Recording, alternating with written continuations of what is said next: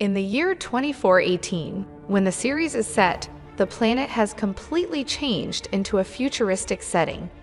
The whole galaxy may now be explored, and humans are able to travel to other worlds via space travel. There are high-gravity worlds like Xelayan and low-gravity planets like Earth throughout the cosmos. Humans need protective gear in order to visit planets with extreme gravities. Because of Xelayan's 10 times higher gravity than Earth, a spacecraft must activate a gravity barrier in order to keep the people safe. They will suddenly drop to the ground if they go outside of this barrier, since their weight has increased by a factor of 10. Anything, even one from Earth, that is hurled upon this planet will be immediately flattened and crushed. A person's bodily components will also be destroyed if their protective suit is broken. However, compared to species from other worlds, those born on a high-gravity planet have more density bones and muscles, making them stronger. The Xelayans are said to be one of the strongest species in the cosmos because of the relatively high gravity of their home planet. Alara Kitten is a strong example of Xelayan. With her bare hands, she is capable of destroying walls and doors, crushing solid titanium blocks, and reshaping them into spheres. She works as a security guard aboard the U.S. Orville, an exploration spacecraft. The Orville's duties include upholding order on the planets and, if necessary, fending off threats from distant galaxies. Other employees, the most of whom are humans and some of whom are aliens, run the Orville. Its commander, Cpet Mercer, is a person with a reputation for getting things done. Next, 2 individuals are being questioned on the planet Sargasso 4, which is seen in the television broadcast. The interviewer continues asking them whether they are sorry, which makes it seem as if they had done some type of crime. Everyone is sporting a peculiar emblem that includes the options to upvote and downvote. The public then votes on whether or not to punish the 2 culprits, and the live vote total is shown on television. When one of the convicts attempts to flee after being taken to the punishment chamber, the police shoot him to death. The second culprit is then put on a chair and has a gadget put on his head. The scenario switches when there are 10 million downvotes, at which point he gets electrocuted. A few days later, the Orville makes its way towards Sargasso 4 in an effort to locate 2 of its missing scientists. The interesting thing about the planet is that it has a lot of cultural traits with Earth in the 21st century. Kipt. Mercer informs his team before the mission begins that the 2 researchers were dispatched to Sargasso 4 to do research there. However, they have switched to becoming contactless since a month ago. The 4 members of the team, Commander Kelly, Dr. Claire, Lieutenant Lemaire, and Lieutenant Alara, are subsequently given the assignment to go to Sargasso. Alara wears a traditional Sargasso hat and covers her nose with a band-aid before going, since she is unique and has strange designs on her face. The 4 discover the planet and realize how strikingly similar it is to Earth in the 21st century. Strangely, the folks behave as if their badges were a regular aspect of their lives. For instance, one guy may praise his friend's weight reduction and get an upvote, while another would receive a downvote for dropping his coffee on a total stranger. Simply said, everything is decided by the general populace in the Sargasso Sea, which is a fully democratic nation. The Orville gang, however, pays it no mind and continues on with their task. They ask about the researchers when they stumble across a bookstall later. The owner, however, provides them 4 badges and warns them that it is a felony to go without them. Lieutenant Lemaire attempts to have some fun when the group of 4 is out and about by starting to dance with a nearby statue. Commander Kelly orders him to cease right away, but Lemaire, being Lemaire, continues to display his peculiar movements. Lemaire was about to climb down from the monument when some onlookers suddenly began recording the dance. The gang arrives at a cafe shortly after, when they see a lady being rejected away due to her significant downvotes. It turns out that in this universe, The individuals who get a lot of downvotes are ostracized by society. The gang approaches Lysella, a cafe employee, and presents her with a photo of the two missing researchers. Unexpectedly, they are informed that the two are well-liked as they have lately been fixed. But before they can ask any more questions, the downvotes on Lemer's badge start growing rapidly all of a sudden. The group watches as a TV program shows video of Lemer dancing with the statue while they are all bewildered by what is taking place. The statue, which turns out to be a divinity on that planet, was humped, the reporter oddly remarks. The gang chooses to go back to home planet out of confusion. But when they get there, a large crowd of people surrounds them. Lemer makes every effort to assert his innocence, but regrettably, many police officers arrive and arrest him. He is subsequently sent to jail, where a PR officer by the name of Willix approaches him. Publicity agents are the equal of attorneys in this realm. Nevertheless, their occupations are quite unlike. When Willix attempts to hear Lemer's version of events, the actor says that he was only dancing. Willix was forced to explain everything to him because of his assertion that he was ignorant of all the laws in existence. He points out that everything is democratically administered in Sargasso, so if someone commits a crime, the people will decide how they are punished via a vote process. The aforementioned individual will be corrected if they obtain 10 million downvotes. A criminal gets electrocuted until all of his memories are lost during a correction. When Lemer learns this, he gets afraid and asks Willix for assistance, but the latter responds by pointing out that there is a legal procedure. Lemer will have to participate in a number of interviews that will be broadcast live on television. If the public is moved by his admission of guilt, they may vote for him to be saved. So the easiest way for them to avoid the correction is to craft the ideal apologetic speech. Later, the Orville group stops by Lemer in the waiting area and learns about the correction he would experience. Alara recalls that Lysella, the cafe worker, also remarked that their two friends had been rectified, which is why they are so well known in this realm. So Alara and Dr. Claire proceed to question Lysella, leaving Commander Kelly and Lemer behind. The following scene finds Lemer getting ready for his first apology interview as Willix and Claire work to inspire him. However, when Lemer makes a fool of himself, the session goes horribly wrong. As soon as the voting process gets underway, Lemer receives an astounding 4 million negative votes. In another location, Lieutenant Alara and Dr. Claire find Lysella and begin questioning her about their missing coworkers.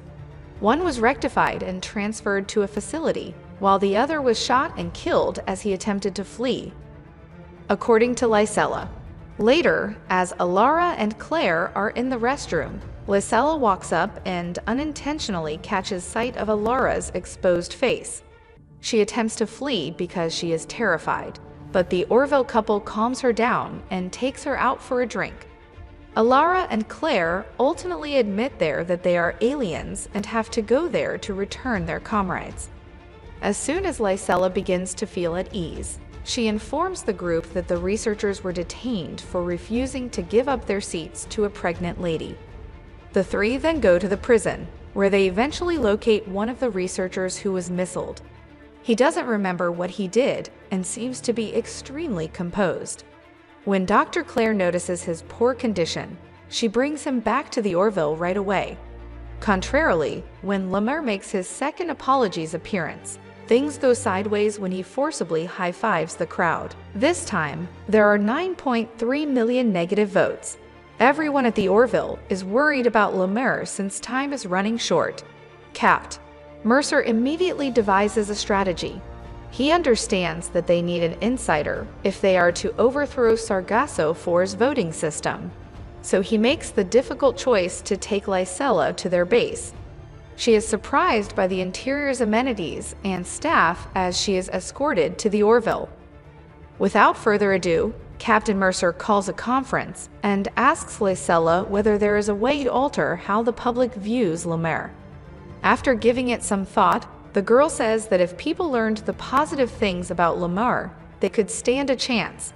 After hearing this, Isaac, an Orville scientist, proposes a scheme to breach the voting database, and Mercer alerts him to his scheme. Lemur is taken to the correction room, where a real-time vote count is being shown from another location. The whole populace will have 10 minutes to vote. And if it hits 10 million at the end of that time, Lemur will be declared accurate. He had the worst start imaginable, as would be anticipated. Lysella at the Orville says, meantime, that the inhabitants of Sargasso 4 feel compassion for the offenders who look for their grandparents, have served in the military, and like their pets. When Isaac hears this, he employs his Tech Alpha abilities to breach the voting database. Then he makes up the positive information about Lemur and spams it into the system.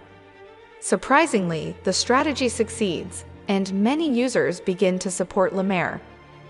As a result, Lemur is kept alive, and the votes are evenly distributed.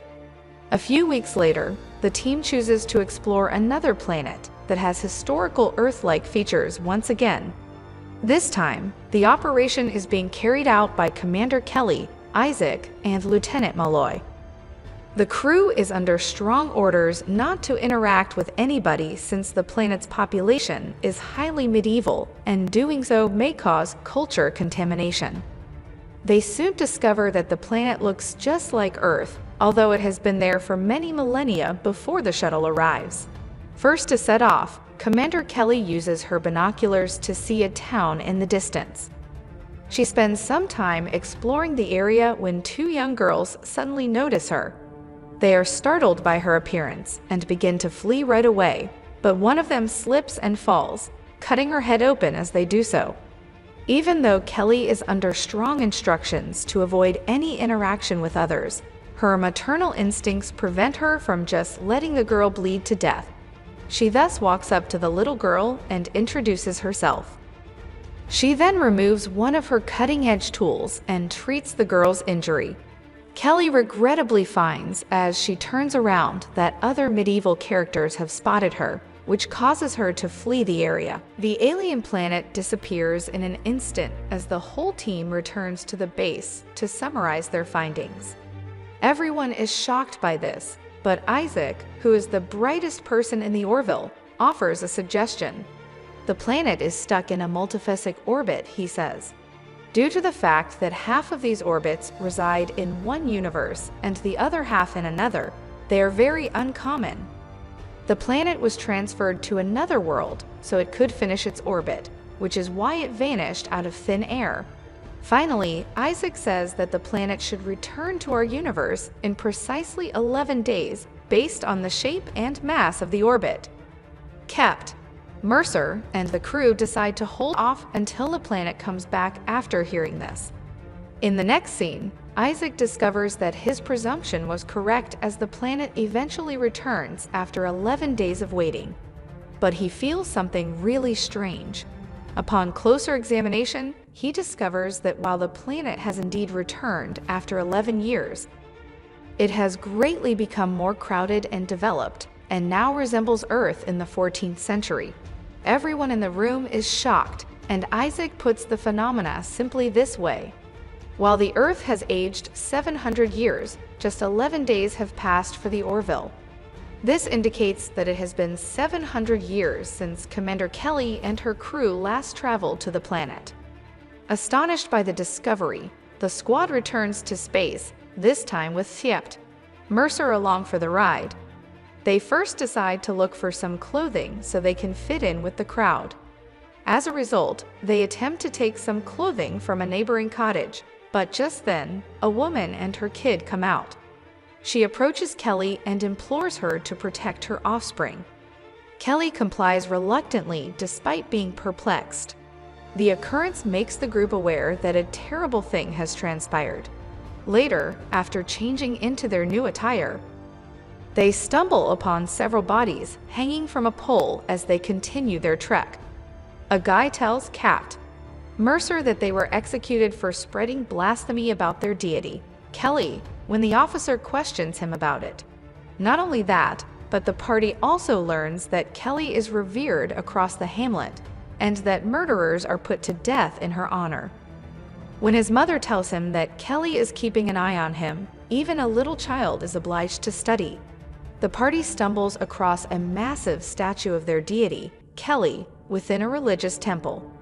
At this point, they understand how Kelly's encounter with the populace 700 years before altered everything.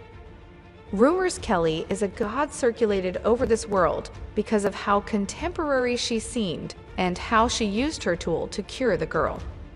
They began to adore her as a consequence, and even now, 7 centuries later, they still saw her as their savior. The gang has a serious issue since they have broken a crucial Orville rule, so they attempt to solve the issue before it is brought to the attention of higher authorities. After giving it some consideration, Kelly resolves to face Volantis, the ruler of the realm, and confess her mortal status. She arrives to a big home shortly after, where the guards and Volantis instantly bow in reverence upon seeing her. As she begins to explain that she is not a deity, Kelly orders everyone to stand up. Since nobody seems to believe her, Kelly cuts her own hand and bleeds. She then treats her wound with the same tool. Volantis is perplexed by Kelly's healing abilities, but Kelly insists that anybody can use the gadget to heal. She then advises Volantis to follow suit, and when he uses the gadget and slices his palm, it works. Kelly's ability to bleed like a normal human being, and this together persuade Volantis that Kelly is not a deity. He then declares that his people should also be aware of the truth and makes a vow to inform them. Kelly and the others depart, and Volantis moves on to get his troops ready to break the news throughout the globe. But one of his avaricious employees, who thinks Kelly is required to keep the people under control, stabs him in the back and murders him. The image then jumps forward 11 days, showing the group waiting for the planet to resurface. Soon after, the planet, which has now changed into the 21st century, emerges as Isaac notices some motions. He runs some tests right away and learns that Kelly is still revered by the populace. She has, however, also drawn criticism since terrorists are killing thousands of people in her name. The gang is dismayed to discover that their strategy failed. When things seem to be going south, Kelly has a brilliant idea. In order to demonstrate that she is not a deity, she suggests that she go to the planet and live there for the rest of her life. Mercer, however, instantly bans her and explains that it would be too dangerous. Just then, Isaac stands up and promises to carry out the task. People will trust him since he is a robot and is well knowledgeable about science. He will also live for the next 700 years, since it will only be 700 seconds for him. Despite their continued skepticism, see a pet. Mercer and his team decide to release him since there is no other way to undo the harm. After then, the scene jumps again for 11 days, at which point the planet returns. This time, it's changed into a really future globe with enormous cities. A spacecraft approaches the Orville in the meanwhile and requests permission to dock. After Isaac and 2 aliens with futuristic appearances arrive, Mercer gives his approval. The 2 first express their gratitude to Sapt, Mercer and the crew for sending Isaac, since he was a major factor in the growth of their world. The aliens say they stopped worshipping humans long ago, when Kelly asks whether they still do. The inhabitants are nevertheless appreciative that Kelly and the other aliens came to their world. However, since it inspired and strengthened their resolve to create their planet comparable. The Orville continues its investigation as the aliens return to their planet at the episode's conclusion.